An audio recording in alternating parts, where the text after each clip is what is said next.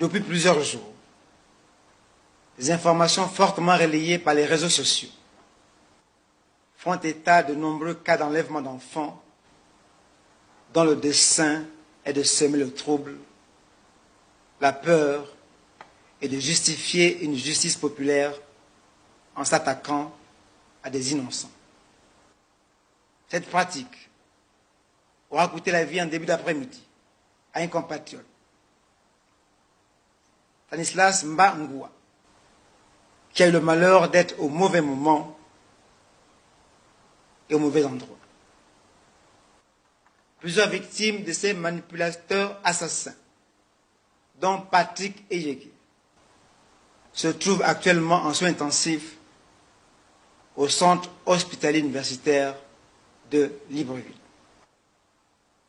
Le gouvernement de la République condamne avec la plus grande énergie ces actes manipulatoires et déplore la perte de ce jeune compatriote.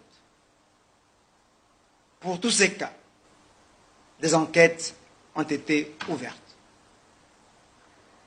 Le gouvernement tient à préciser que du 1er janvier 2020 à ce jour, aucun service de police ni de gendarmerie n'a enregistré de plainte pour enlèvement d'enfants, à l'exception de celle de la famille du jeune Ngua Abaga Anderson Rinaldi, enregistré à Bitam, dans la province du Wollontem, et dont les enquêtes sont en cours. Face à cette cause savamment entretenue, le gouvernement annonce un déploiement conséquent des forces de sécurité et de défense sur toute l'étendue du territoire national, avec une plus grande concentration aux abords des établissements scolaires. Des fouilles systématiques des véhicules seront effectuées par les forces de l'ordre dans le respect des droits humains et des conventions internationales. Le gouvernement rappelle, par ailleurs, que la propagation des fausses nouvelles via les réseaux sociaux ou tout autre moyen qui trouble l'ordre public expose son ou leurs auteurs et complices à des peines d'emprisonnement pouvant aller jusqu'à 5 ans, conformément aux dispositions de l'article 227, alinéa 1er du Code pénal.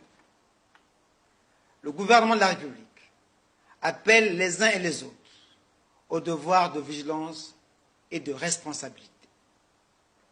Nul ne peut se faire justice dans un état de droit, et le gouvernement se montrera ferme vis-à-vis de ceux qui auront choisi la barbarie comme expression de justice.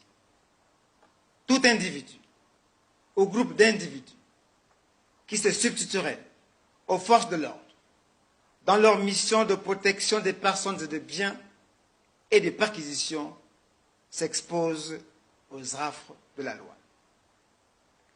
À l'issue du Conseil interministériel de ce jour, le gouvernement décide que les cours reprendront le lundi 27 janvier 2020. Je vous remercie.